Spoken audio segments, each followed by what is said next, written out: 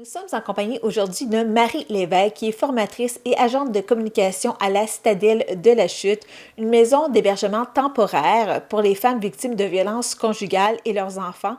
On parle ensemble aujourd'hui, Marie, de la violence conjugale en temps de pandémie. Ça va faire bientôt 2 ans qu'on est dans cette période-là, période de pandémie. On parle de consignes sanitaires aussi. Donc, dites-moi, durant les 2 dernières années, quel a été l'impact de la pandémie sur la violence conjugale chez les femmes? En fait, les impacts ont été multiples et vraiment variés. Au départ de la pandémie, on a constaté une accalmie vraiment étrange qui nous a beaucoup inquiétés. Là, on parle vraiment de la première vague avec le premier confinement.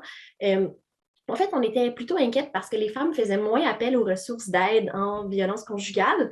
Pour nous, ça nous a mis la puce à l'oreille, comme quoi, en fait, le double confinement, donc le fait d'être confiné avec un agresseur, ça pouvait empêcher certaines femmes d'accéder à davantage de sécurité. Il y avait aussi un souci par rapport au virus parce qu'au début, on ne savait pas exactement c'était quoi les conséquences, c'était quoi les enjeux de cette maladie-là. Mais évidemment, bon, on a beaucoup rassuré la population. On a fait beaucoup de travail dans les maisons d'hébergement pour que ce soit sanitaire, sécuritaire.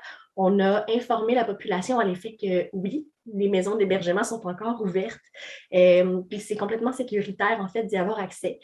Bon, ensuite, après la première vague, on a eu plusieurs vagues successives, comme on commence à connaître l'histoire un peu par cœur. Puis on a constaté qu'en fait, la demande en maison d'hébergement a augmenté. Il y a eu aussi la médiatisation des féminicides en 2021. Pour la première année, on compte les meurtres de femmes dans des contextes de violence conjugale.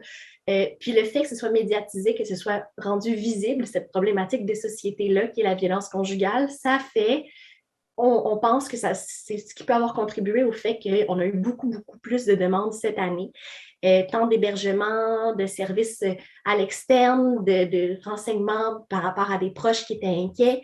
Donc, on a eu vraiment une hausse de la demande, ce qui est à la fois une bonne et une mauvaise nouvelle parce que ben, c'est une bonne nouvelle que davantage de gens demandent de l'aide. Par contre, c'est une mauvaise que la violence conjugale soit toujours aussi importante en termes de gravité, en termes de conséquences en termes de quantité aussi. Est-ce que vous voyez quand même une lueur d'espoir à travers tout ça? Bien, définitivement, oui, parce que plus on a de mains tendues vers les organismes, plus nous-mêmes on tend la main, plus on peut aider de gens. Au cours de la dernière année, on a aidé plusieurs centaines de femmes à se sortir de la violence conjugale, à être en sécurité, elles et leurs enfants. Donc oui, définitivement, il y a une lueur d'espoir. Le fait qu'on en parle davantage, le fait que ce soit de moins en moins tabou, ben, ça contribue en fait au changement de société qu'on veut amener. Par contre, il y a encore beaucoup de travail à faire. Quelles sont les principales questions que les femmes ont? Est-ce que, tout d'abord, une femme qui pense être victime de violence mais n'est pas certaine, des fois elle veut aller valider, est-ce que ce que je ressens ou ce que je pense, c'est concret, c'est vrai, est-ce que c'est ça la violence? Parce que c'est insidieux quand même, la violence dans un couple surtout. Absolument. Oui, bien absolument. En fait, il y a toutes sortes de questions qu'on se fait poser, mais une question qui revient beaucoup, c'est j'ai l'impression qu'il y a quelque chose qui ne fonctionne pas dans mon couple. Je ne me sens pas toujours en sécurité. Des fois, j'ai l'impression que moi ou mes enfants, on est en danger.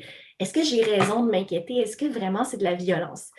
Souvent, les gens qui vont vivre la violence conjugale ne vont même pas se rendre à nommer ça. Ça va juste être un sentiment diffus. Euh, Quelque chose ne va pas. Nous, on appelle ça la fameuse petite voix. Là. En fait, c'est l'instinct qui vient vraiment chuchoter à l'oreille de la personne qu'il y a quelque chose qui ne fonctionne pas, il y a quelque chose qui n'est pas sécuritaire. Donc, souvent, les gens vont douter, en fait, de la situation, vont se demander, coudonc, c'est-tu vraiment de la violence?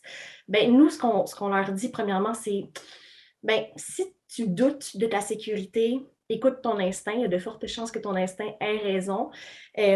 Puis souvent, là, ce qu'on va entendre, c'est une phrase qu'on déteste à la citadelle, mais qu'on entend encore tellement trop souvent, c'est «Ouais, mais tu sais, il m'a jamais frappé» ou «C'est arrivé juste une fois» ou mais en fait, la violence conjugale n'a pas besoin d'être physique pour être prise au sérieux, pour être sérieuse.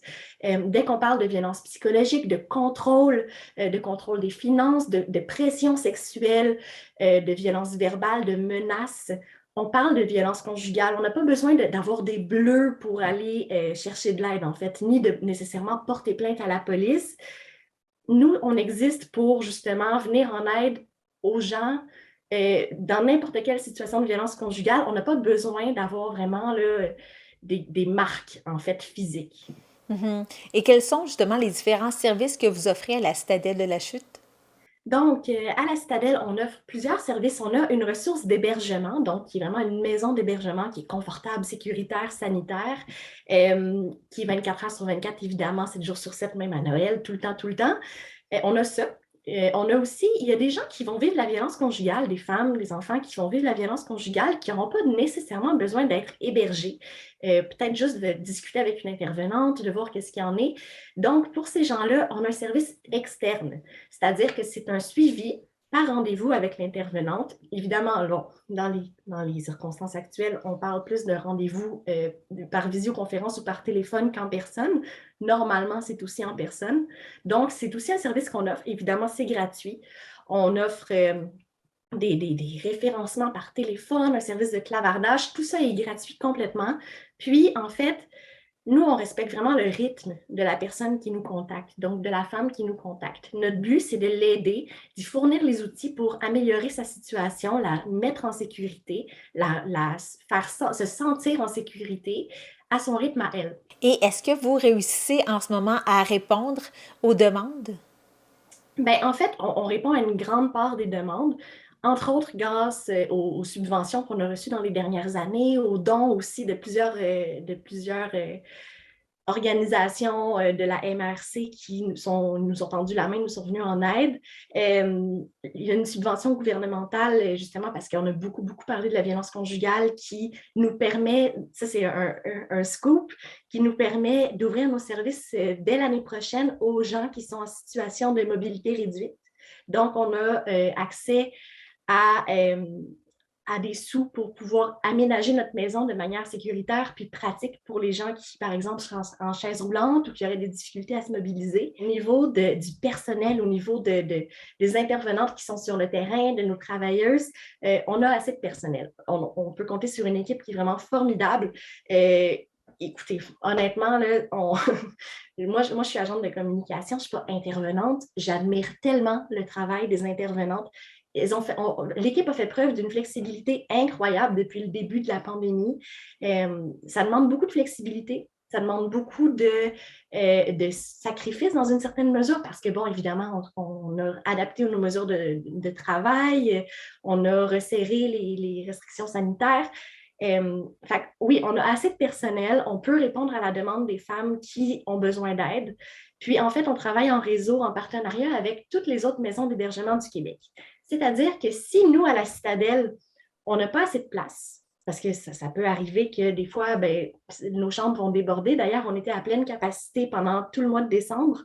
Mais en fait, on est en partenariat avec d'autres maisons d'hébergement. Donc, il y a toujours moyen de localiser quelqu'un, de relocaliser quelqu'un dans un milieu qui va être aussi confortable, aussi sécuritaire que le nôtre, en fonction des besoins de chaque personne. Fait qu'on ne laisse jamais personne en détresse. On ne laisse jamais personne dans le besoin. Notre but, c'est d'aider tout le monde, malgré que nous, ben, ça nous demande souvent des efforts à déployer, mais ça fait partie de notre travail, puis c'est notre plaisir, en fait. Et en terminant, j'aimerais savoir, est-ce que vous avez un souhait à émettre pour l'année qui vient de débuter, l'année 2022? Oh mon Dieu, c'est tellement une grande question, c'est tellement une bonne question. On a plusieurs souhaits, mais je pense que en tant qu'agente de communication, ouvrir le dialogue, je pense que ce serait vraiment mon souhait personnel.